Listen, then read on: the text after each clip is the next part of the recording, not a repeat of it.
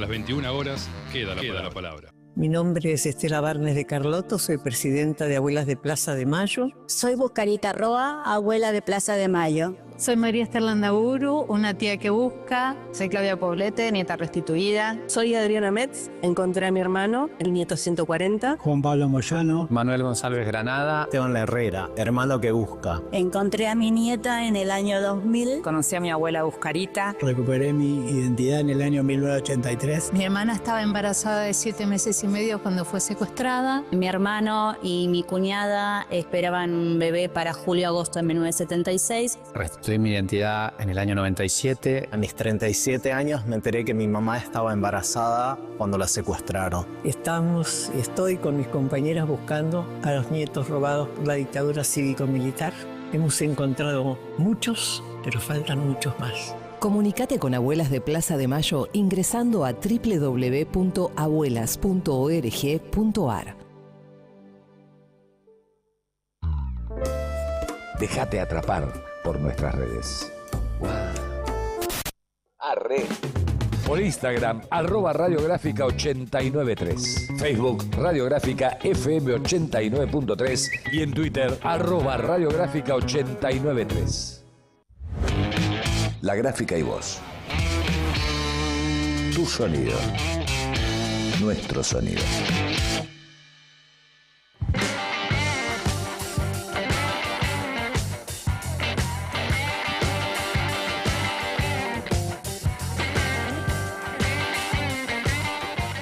Aire. Muy buenas tardes, aquí estamos en el programa número 29 de Laudatistas, el programa de la Alameda que se difunde por Radiográfica, junto con mis compañeros Ximena Ratón y Facundo Lugo. ¿Cómo están? Buenas tardes, ¿cómo están? Muy buenas tardes a todos. Bueno, después de las elecciones del 26 de octubre, en la fábrica Electrolux echaron a 400 trabajadores, en New Sun 150, en Whirlpool 300, 850 trabajadores de 3 empresas importantes electrodomésticos fueron despedidos. En Textilana 175, en Luxo Vulcalar 120, 295 trabajadores del rubro textil. En las autopartes 50 en Dana, 150 en Corben, en total 200 trabajadores de la parte autopartista.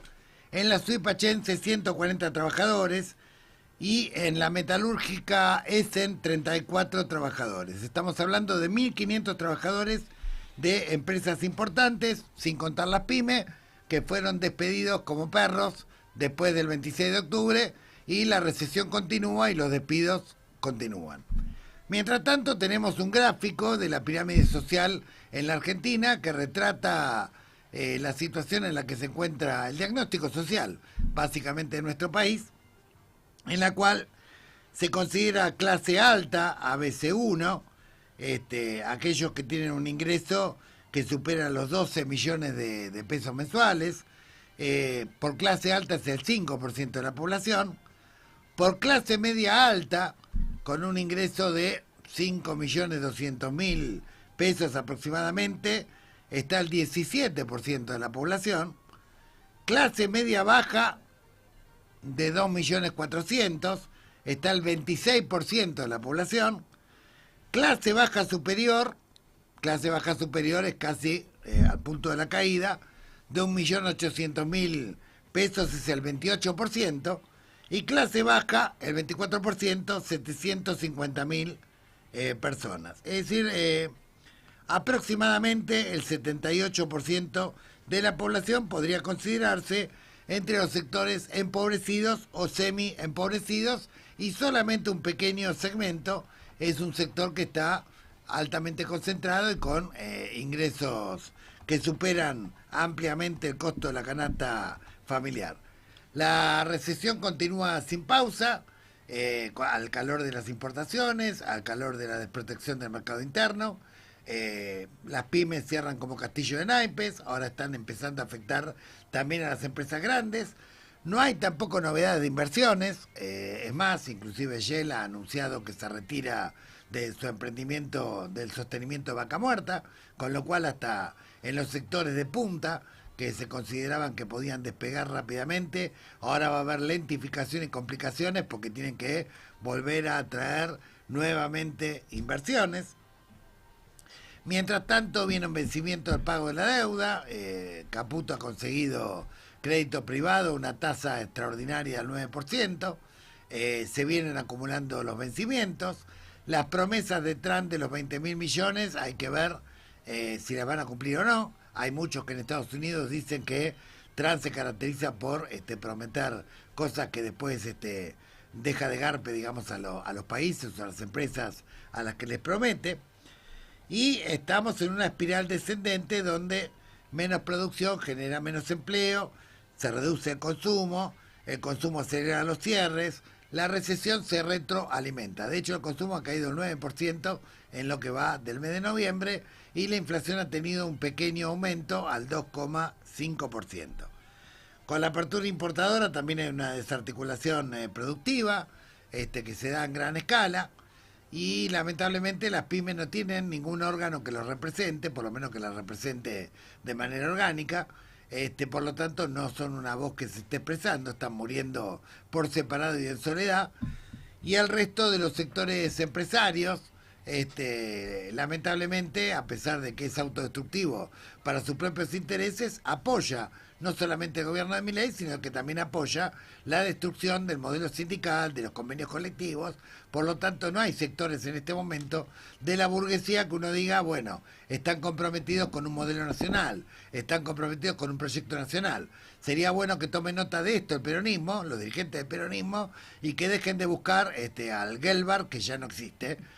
Claramente lo que era la CGE en el 73, hoy son de alguna manera un grupo de empresarios temerosos y cipayos, que en todo caso se transmutan de pequeños y medianos empresarios a flamantes importadores, y que, bueno, como dijo ayer una actriz en el programa de Mirta Legrand, espero la reforma laboral para despedir rápidamente los 4 o 5 empleados que tengo. O sea, tampoco hay que idealizar o romantizar concretamente al empresario pyme.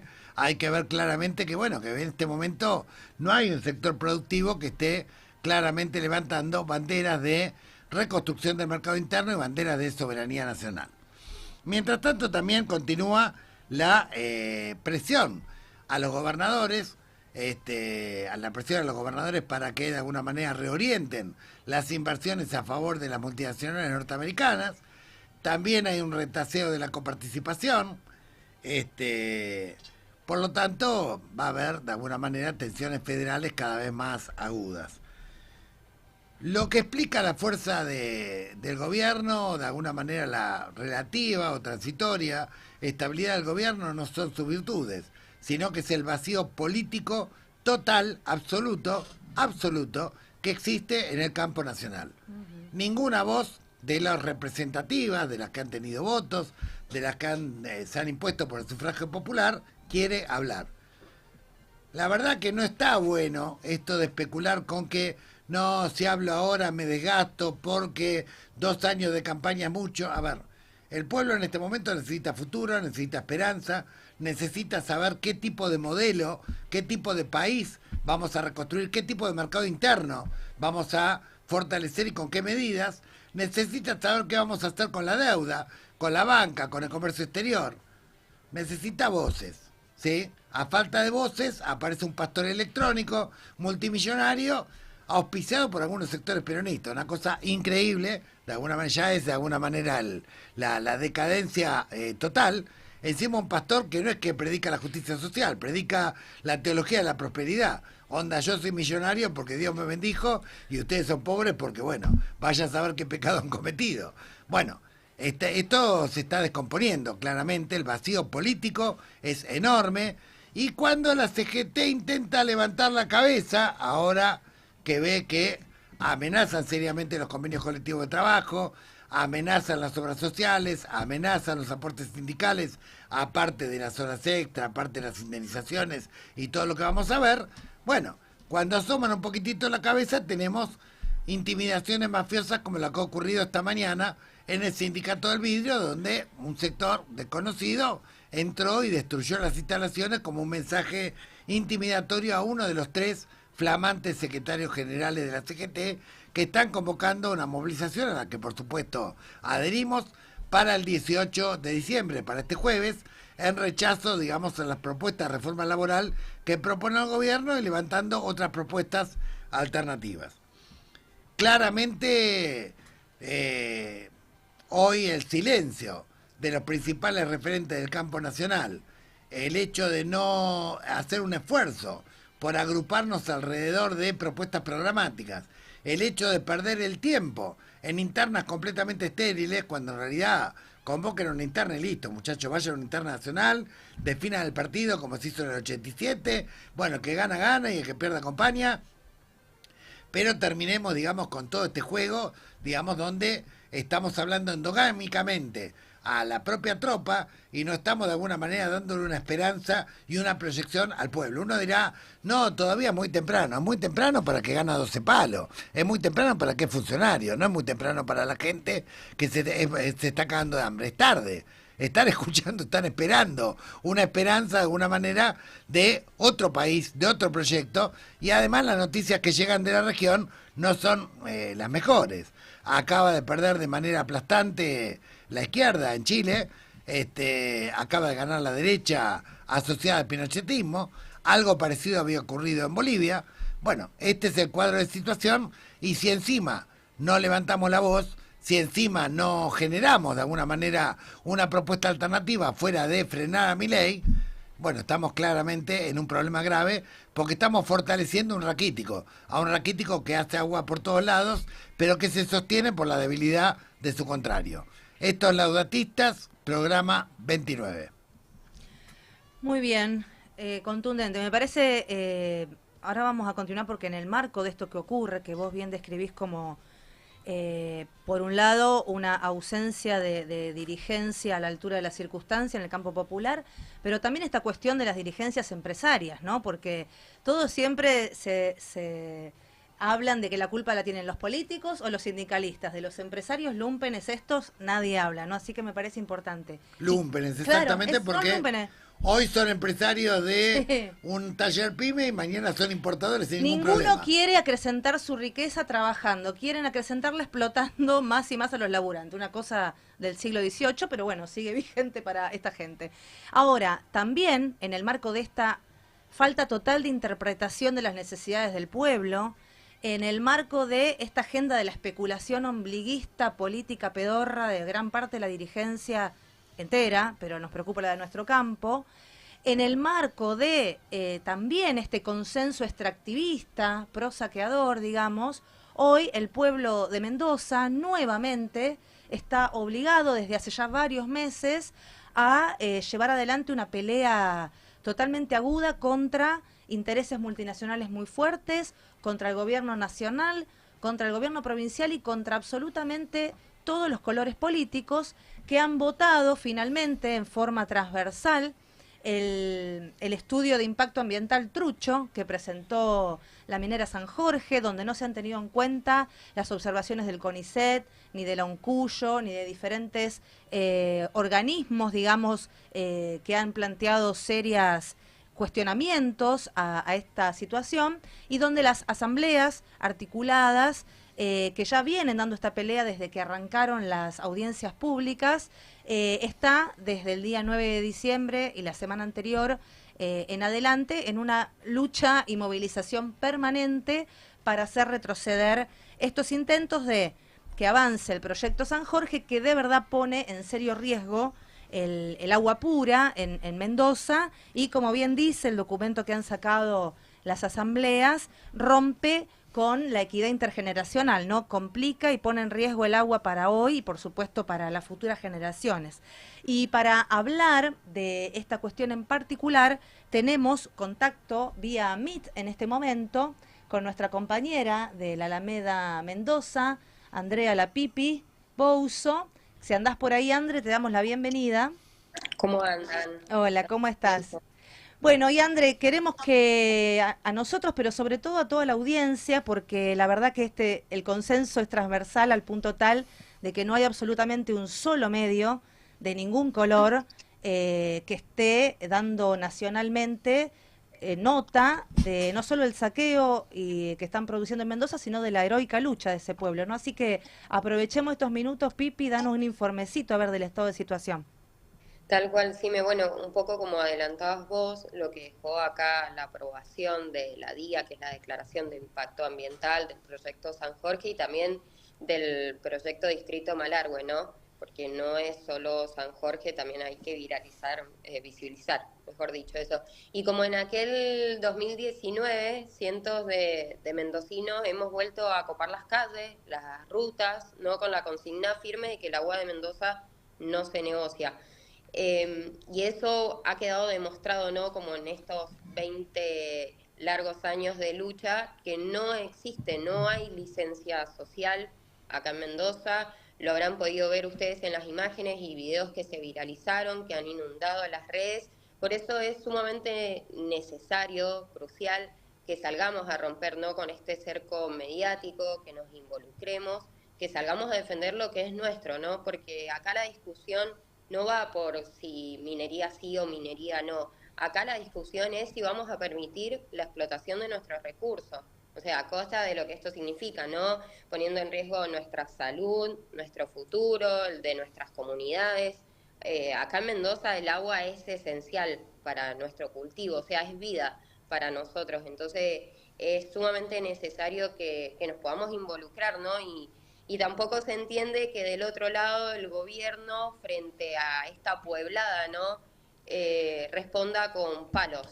Ustedes lo habrán visto en la represión, o sea, el exceso de violencia por parte de las fuerzas de seguridad, y que los funcionarios de este estado empiezan a generar, ¿no? Esta cosa de mendocinos de primera y de segunda, ¿no?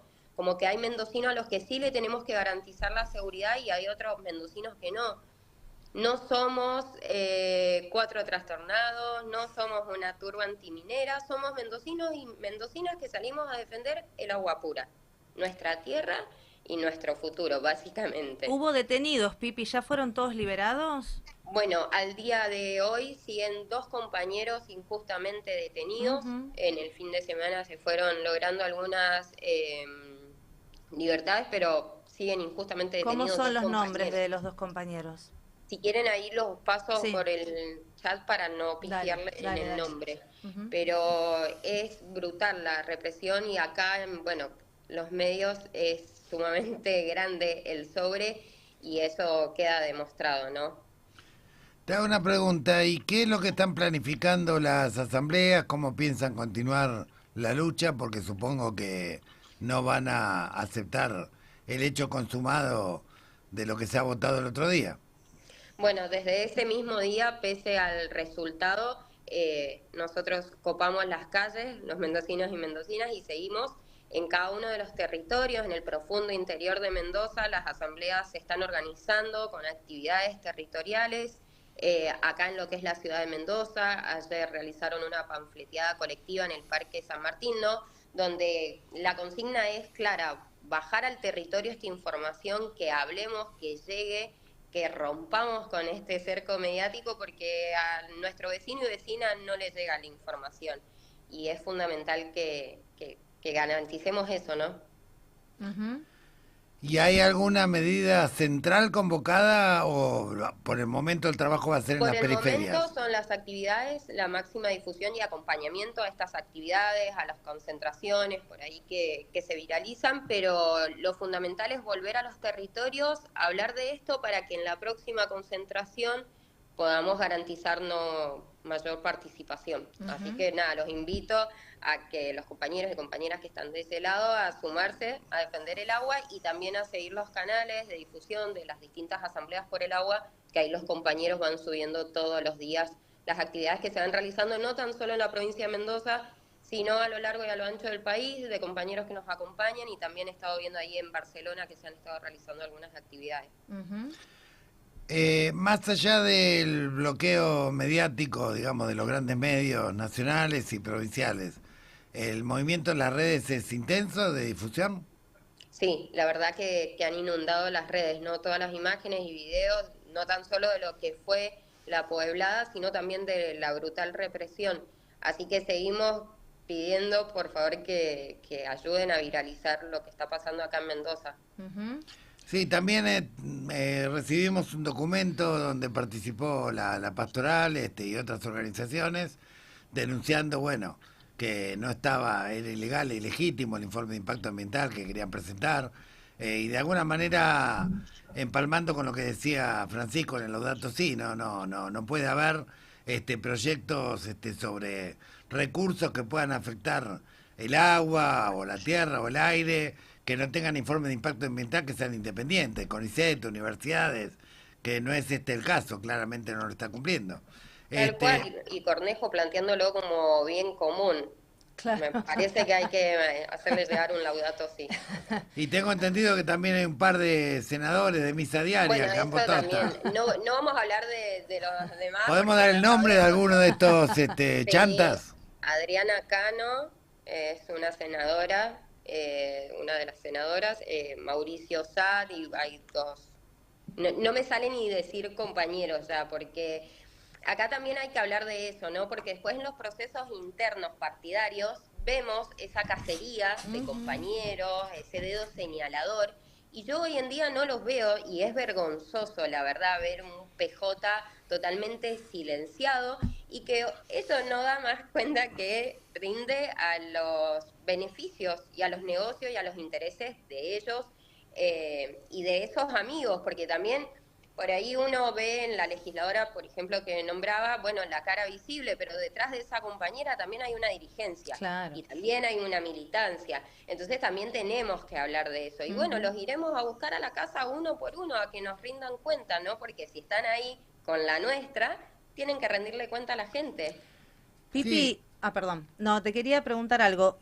Tanto en lo que fueron las puebladas como en el trabajo territorial, al menos vos, ¿qué sectores sociales detectaste en esto? ¿A qué me refiero? Sé que hay comunidades originarias, las asambleas que están compuestas seguramente por muchos actores. No sé si hay parte de los empresarios vitivinícolas o de los emprendimientos que viven de la explotación, digamos, más de los recursos alimenticios. Bueno, ¿cómo es la composición social, digamos, de esta resistencia? La verdad es que ha sido masiva la participación, y no tan solo se han visto las organizaciones que por ahí estamos acostumbrados a ver, ¿no? Que ya nos encontramos en el día a día en la lucha, sino la participación de sectores que por ahí uno no está acostumbrado a ver en otras convocatorias, ¿no? La iglesia, sin ir más lejos, jugó o sea, se la jugó, por así decirlo, que no lo habíamos visto quizás en otras acciones. Entonces, bueno, hay sectores que se han sumado y que se van sumando, pero en la mayoría también hay quienes responden a los intereses del gobierno, entonces se hace muy fuerte romper con eso. Dicen que los pueblos aprenden de sus luchas y van mejorándose, como también, obviamente, cuando aquellos que quieren atacar al pueblo también aprenden. De hecho, el gobierno estaba precavido, una movilización masiva, y por eso rápidamente los cercó, rápidamente los reprimió. Chubut tuvo dos movimientos ya, a diferencia de Mendoza, que va por el segundo, digamos, dos grandes movimientos, ¿no? Uno en el 2014, que terminó en un referéndum, donde de manera aplastante el pueblo dijo no a la megaminería contaminante, y el segundo fue en el 2022, donde quisieron le votaron a espaldas del pueblo, votaron de alguna manera traicionando aquel referéndum, votaron de vuelta la apertura de la megaminería, y ahí se vino un combate un poco más heavy, que duró una semana entera, y fue heavy de verdad, entre Leu, en Rawson, en Comodoro. Bueno, no fue tan pacífico, por decirlo de algún modo, tampoco fue violento, pero fue duro, donde el pueblo tuvo que expresarse de manera mucho más audaz y más contundente. Quizá el pueblo mendocino, el 19 fue una manifestación multitudinaria, los políticos rápidamente se replegaron, esta vez no está ocurriendo lo mismo, y por ahí la experiencia de Chubut sirve, porque también el pueblo chubutense empezó como el pueblo mendocino, ¿no? O sea, pidiendo por sus reivindicaciones por canales institucionales, Y bueno, pero los otros aprenden también y aprenden a burlarse del pueblo y aprenden a reprimir al pueblo y el pueblo tiene que saber cómo reaccionar frente a ello. Por eso me parece que la experiencia Chubut 2022 hoy para Mendoza es muy importante. Sí, es más, hay compañeros que están ahí acompañando, sabemos que han estado también sumándose, así que acá estamos en pie de lucha y seguiremos. Muy bien, Pipi. Quedamos entonces en contacto y obviamente estamos a disposición para difundir cualquier actividad que realicen las asambleas en defensa del agua. Gracias, abrazo. Muy bien, Chao. hemos hablado con nuestra compañera de Mendoza, Andrea Pipi Bouzo, alrededor de este conflicto en defensa del agua pura. Bueno, esto es Laudatistas, es el programa número 29. Como siempre les recordamos que toda la información sobre documentos, denuncias, actividades y demás de nuestra organización a lo largo y a lo ancho del país la encuentran en www.somosalameda.org.ar y en todas nuestras redes sociales. Y también les recordamos que este programa, sus contenidos son retransmitidos los días miércoles a las 17 horas por la radio online www.perspectivas.com.ar y los días jueves a las 19 horas en la Mega 98.3 de Corrientes. A todas esas audiencias les enviamos también un saludo. Vamos a la tanda y continuamos.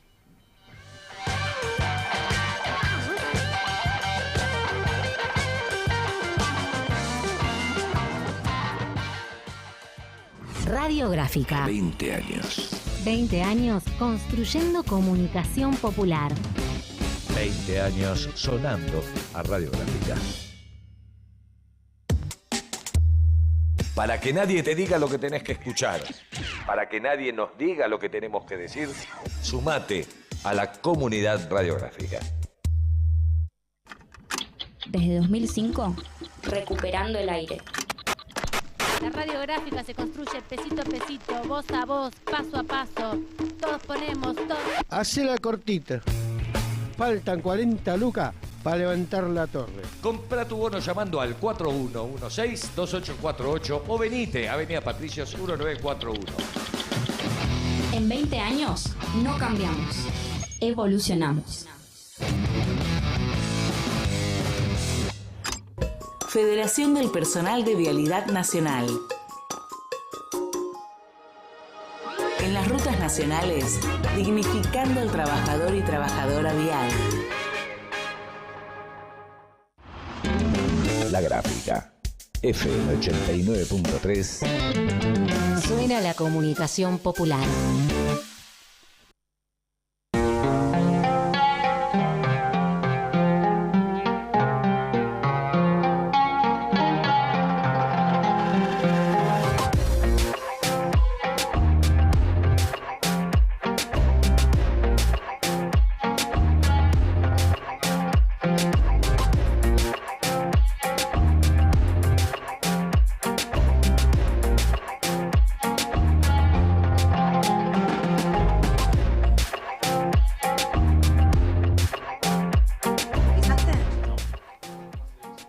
Bueno, estamos en el aire, hemos perdido el timón de este barco que ya volverá. Mientras tanto, y mientras se va conectando y vamos encarando el próximo tema, les recordamos, sobre todo a los compañeros, amigos, que están en Capital, en Capital Federal, siempre Capital Federal, o en el AMBA, en Buenos Aires, que los invitamos muy, muy fuertemente este miércoles 17 de diciembre a las 19 horas a acercarse a la Alameda, Avenida Directorio 3998, frente al Parque Avellaneda, aquí en Cava, donde vamos a hacer la presentación del libro de Gustavo, La amistad no se negocia, la presentación que va a ser acompañada por Monseñor Oscar Ojea, y luego unos amigos van a compartir con nosotros un cierre musical y haremos el brindis de fin de año. Así que este miércoles 17 de diciembre a las 19 horas en la Alameda, Directorio 3998. Bueno, y en este contexto de que hablábamos de caída del consumo, de cierre de pymes, de despidos masivos, de apertura irrestricta de las importaciones, el gobierno pretende acelerar el tratamiento de una reforma laboral que lo que se propone, el propio Julián de Diego, que es uno de los autores de este mamotreto que está circulando por el Congreso, ha reconocido que no es para dar empleo, concretamente, o sea que no va a favorecer la situación del empleo. Con absoluto cinismo reconocen que es para facilitar los despidos y abaratar los costos de las patronales, digamos, que se están reconvirtiendo en importadoras o se dedican a la timba financiera. Esta reforma laboral pretende quebrar concretamente el modelo sindical peronista, claramente. Avanza a quebrar los convenios colectivos de trabajo, avanza a quebrar el sistema solidario de salud, avanza a quebrar el financiamiento con los aportes sindicales y, por supuesto, flexibiliza las jornadas, desconoce las horas extras, establece un banco de horas donde la patronal determina tu día diario o tu vida diaria como se le canta, elimina prácticamente las indemnizaciones, genera un fondo de cese de despidos que es son migajas. Ya está ocurriendo en la práctica que muchas empresas fuerzan ante la desesperación a pago de indemnizaciones en cómodas cuotas. Hay una empresa que estableció 60 cuotas para pagar las indemnizaciones de los trabajadores que acaba de despedir. Fragmentan los salarios, imponen una especie de meritocracia por productividad. Bueno, esto va generando una naturalización de la precarización, y la precarización es la antesala de la esclavitud. Es la antesala de lo que la Alameda conoce muy bien, que es concretamente el trabajo esclavo. Hay que recordar que según la Organización Internacional del Trabajo, se considera trabajo forzado o se considera prácticas análogas a la esclavitud cuando uno trabaja más del máximo legal permitido. Acá el máximo legal permitido era 8 más 4 horas extras. Obviamente con esta reforma esto se va a eliminar, digamos, concretamente.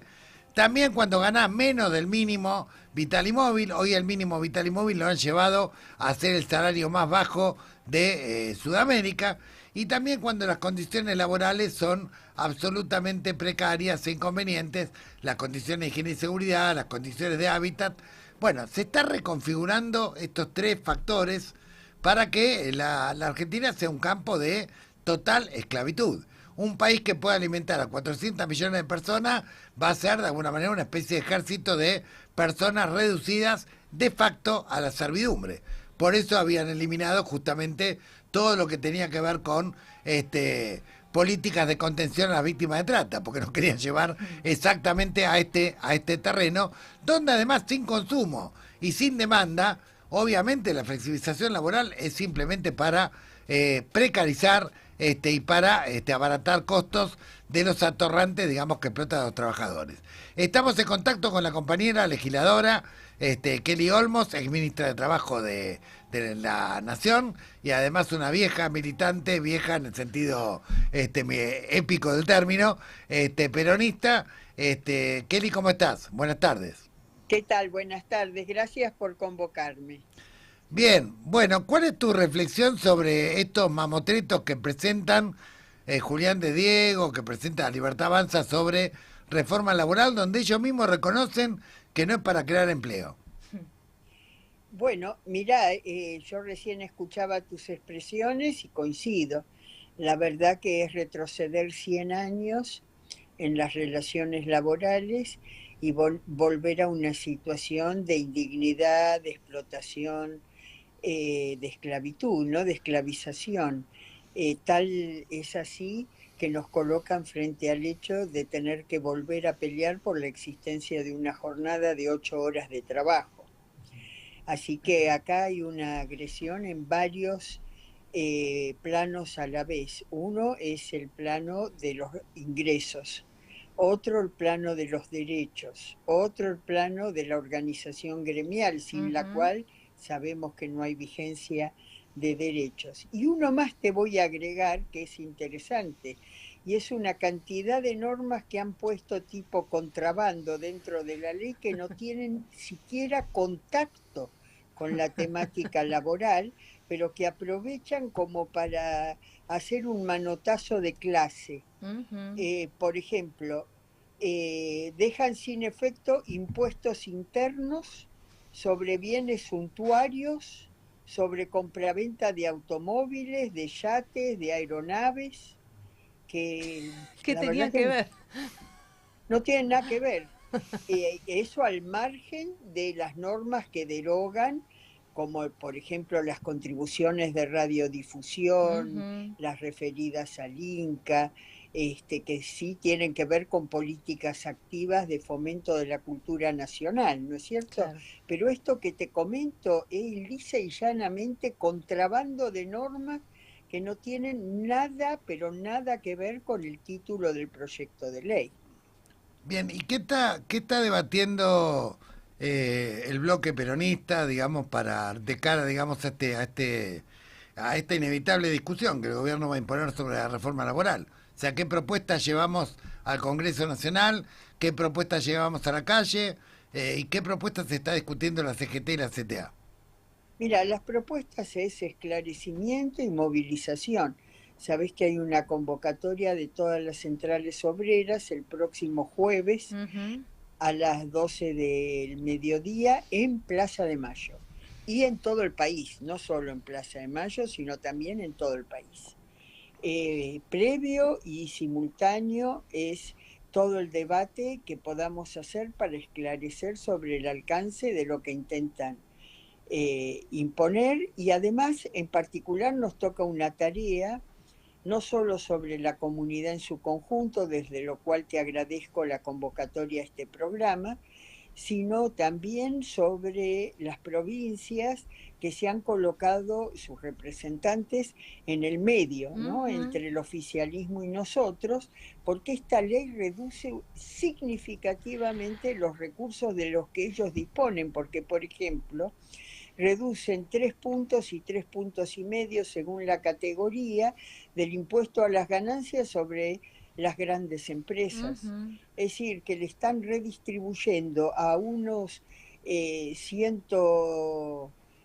alrededor de 100, 110 empresas, 3 millones de pesos por reducción del impuesto a las ganancias, de los cuales corresponden 1.700.000 a las provincias, claro, y 1.700.000 millones, respectivamente, en el caso de las provincias, para su ya agotado presupuesto, porque han hecho ya un ajuste tremendo sobre la distribución de recursos a las provincias en lo que llevan de gobierno, y en el caso de la Administración Pública Nacional, después con eso se autojustifican para la no aplicación de decisiones relativas o de recursos necesarios, por ejemplo, para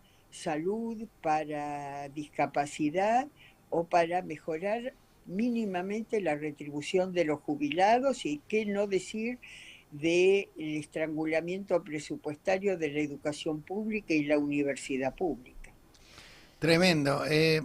Vos que tuviste y tenés contacto con muchos dirigentes del movimiento obrero, y aparte por tu paso por el Ministerio de Trabajo y por tu larga trayectoria en el peronismo, ¿te parece que esto que ocurrió en el Sindicato del Vidrio, el destrozo de las instalaciones, tiene que ver con una intimidación de los servicios o de algún sector mafioso para tratar de amedrentar al movimiento obrero de cara a las próximas medidas?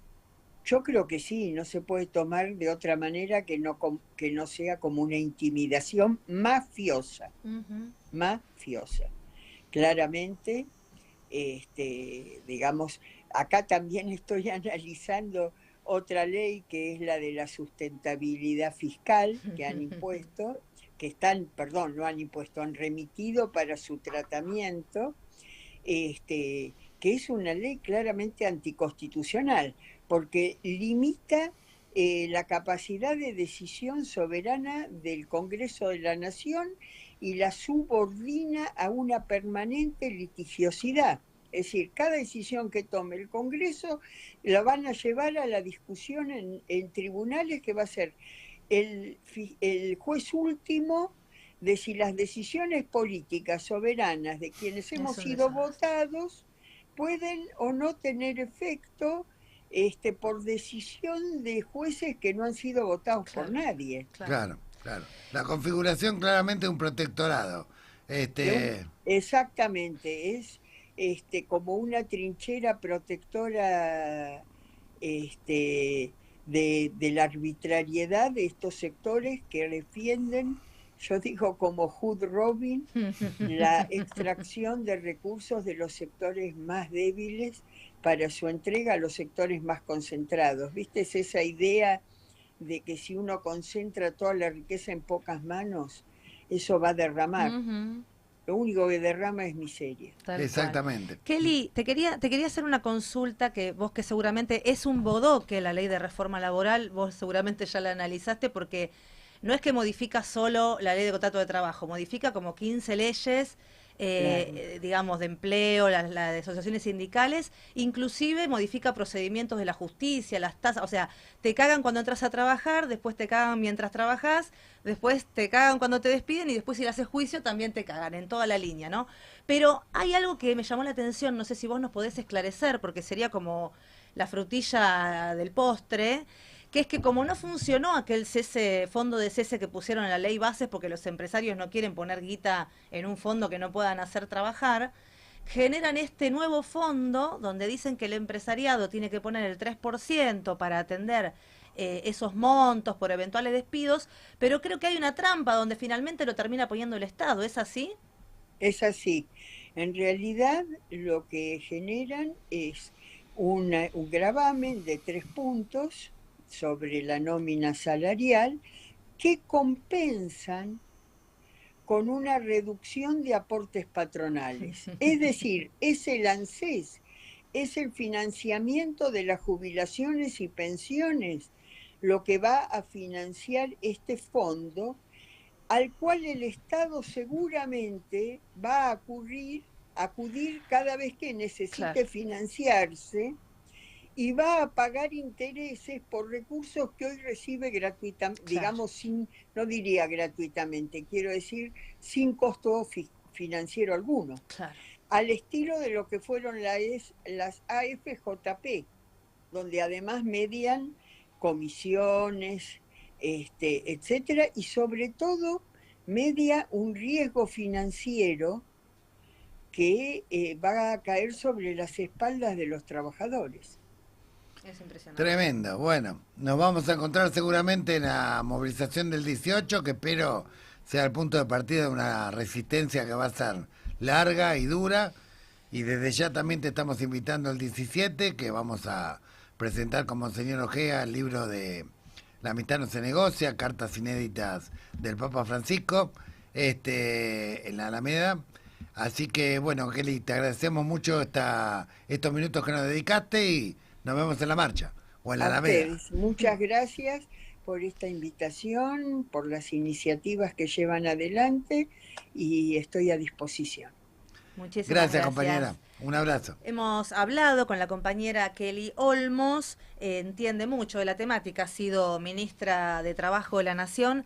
Realmente es, te pones a estudiar, es como una especie de ley ómnibus del mundo del trabajo, donde modifican literalmente todo, las condiciones de trabajo, como bien señalaba Gustavo y Kelly, la ley de asociaciones sindicales, la limitación a la función sindical es absoluta, al punto tal de que pierden la inmunidad los vocales suplentes, pierden la inmunidad los congresales, o sea, casi solamente le garantizan la inmunidad seguro al delegado porque justamente quieren discutir con el delegado las condiciones de los 4 que lo rodean. Bueno, es una cosa patética y modifican los procedimientos y normativas de la justicia del trabajo y las tasas y formas de pago cuando un trabajador eventualmente, si tiene un poco de suerte, gana un juicio. Así que la verdad que es un ataque en toda la línea con estos contrabandos casi tragicómicos que comentaba la compañera. Por eso el 18 de diciembre, 12 del mediodía, convocamos a todos los sectores conscientes de esta ofensiva que se viene para tratar de sumar fuerza, y espero que esto sea el inicio de un plan de lucha y no quede en una movilización aislada. Y espero que de alguna manera reaccionemos fuertemente luego de la intimidación que ha tenido el sindicato que lidera Cristian Jerónimo, el sindicato del vidrio, que es uno de los 3 triunvirios de la flamante conducción de la CGT. Al que le enviamos obviamente toda nuestra solidaridad y el repudio a lo acontecido, ¿verdad? Han tenido un viaje, compañeros. Sí, bueno, como lo habíamos anunciado el lunes anterior, la semana pasada estuvimos recorriendo nuevamente a partir o con motivo de la presentación del libro de la amistad no se negocia, que dicho sea de paso, insistimos en que presentamos este miércoles a las 19 en la Alameda, pero estuvimos recorriendo la provincia de Catamarca, de Tucumán y de Santiago del Estero. Ahí estuvimos presentando el libro. El miércoles estuvimos en la sede de Suteca, ahí en Catamarca, presentando el libro. Posteriormente, el jueves, estuvimos en ATEP, en el sindicato de ATEP, en Tucumán, y finalmente estuvimos en la Universidad Nacional de Santiago del Estero haciendo la presentación, nuevamente, al igual que la recorrida anterior, convocando a compañeros, compañeras de organizaciones sindicales, pero también organizaciones sociales, políticas, algunos funcionarios, funcionarias comprometidos con la causa. Y bueno, un poco la idea también ahora, además de contar esto y de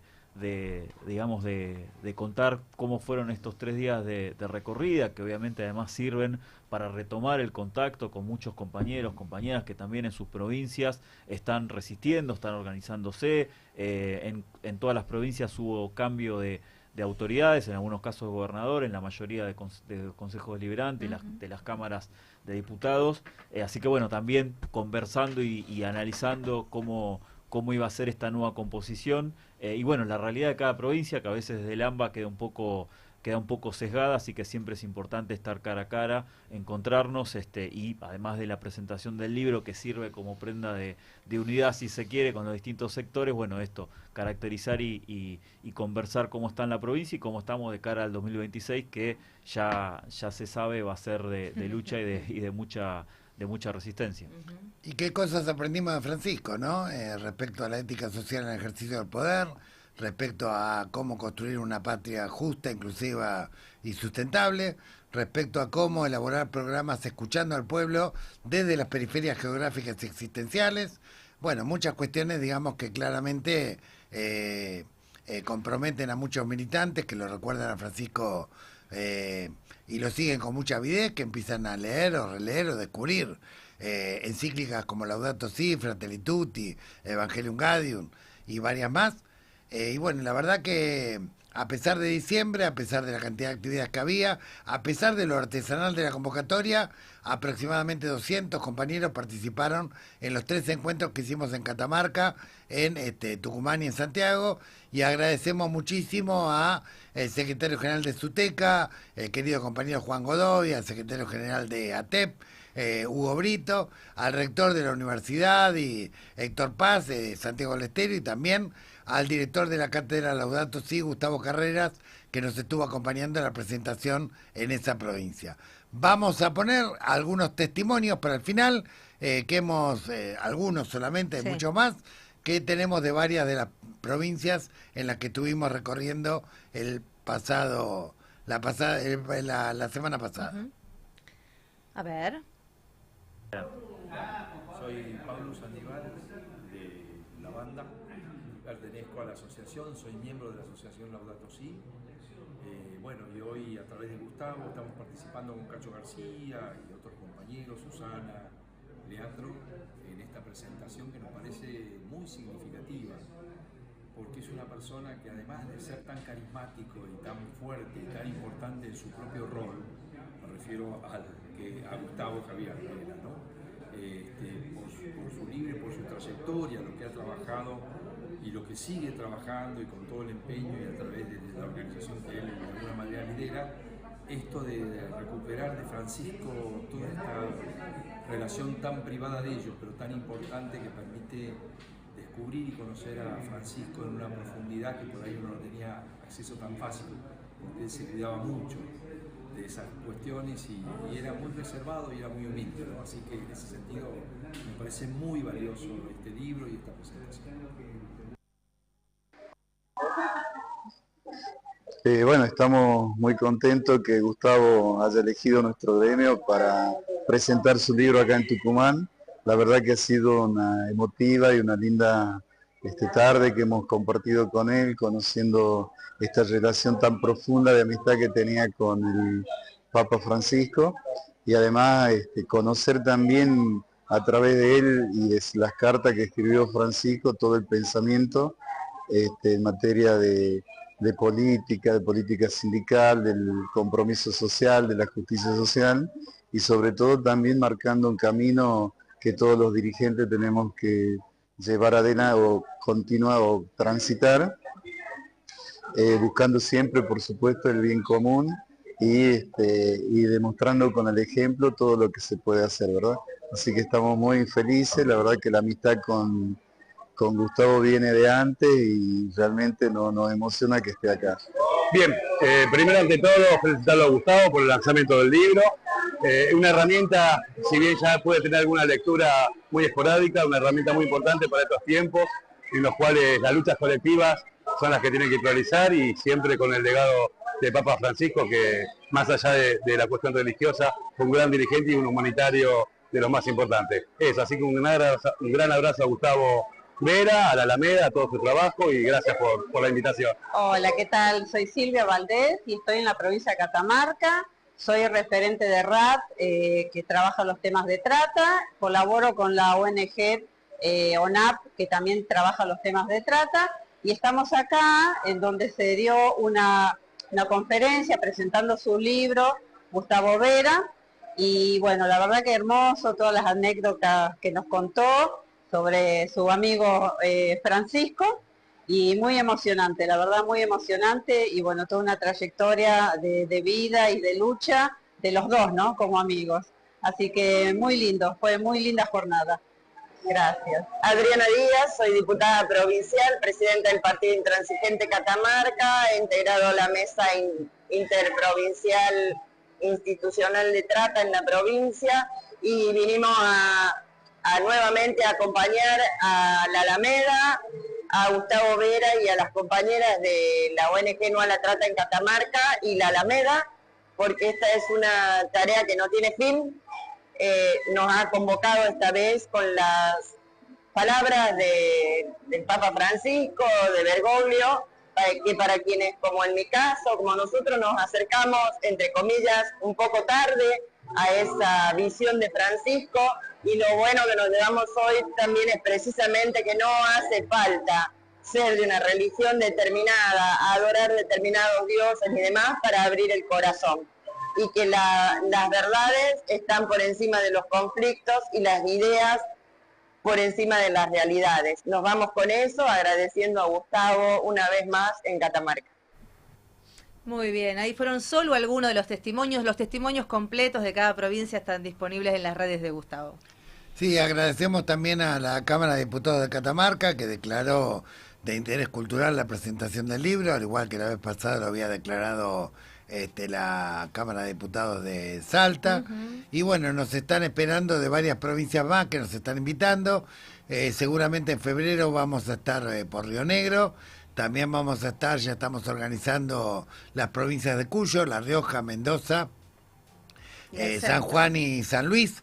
Y bueno, y después seguiremos por las demás provincias de la República Argentina, y por supuesto también por el extenso conurbano bonaerense y los municipios del interior de la provincia de Buenos Aires. Por lo pronto, miércoles hacemos una parada por la ciudad de Buenos Aires. La primera presentación que se hace en Capital se va a hacer en la sede de la Alameda, en la avenida Directorio 3998, esquina de la Carra, 19 horas, junto con el obispo emérito, Monseñor Ojea, que además fue el líder de la conferencia episcopal, jefe de la conferencia episcopal durante la mayor cantidad de años que duró el magisterio de Francisco. También cabe señalar que este 17 de diciembre se cumple un nuevo aniversario del natalicio de Francisco. El 17 cumpliría Francisco 89 años, es su primer cumple desde el cielo, que en la tierra se lo queremos dedicar los amigos, lo queremos celebrar, lo queremos tener en nuestro corazón en este encuentro que vamos a realizar este miércoles, donde los invitamos muy fraternalmente a las 19 horas en la Carre Directorio en la Alameda, el lugar a donde venía Bergoglio a bautizar hijos de costureros de talleres clandestinos, donde vino a las actividades de las cooperativas libres de trabajo esclavo, donde vino también a homenajear a algún periodista comprometido con la lucha social de la Alameda, donde también vino muchas veces a participar del comedor y a celebrar fraternalmente con nosotros. Así que lo tenemos de alguna manera en espíritu, lo tenemos en el corazón, y los esperamos este miércoles, y por supuesto al día siguiente, todos marchando contra esta reforma laboral que pretende transformarnos en esclavos. Ni esclavos ni excluidos. Esto es Laudatista, episodio 29. Nos vemos el próximo lunes. Muy bien.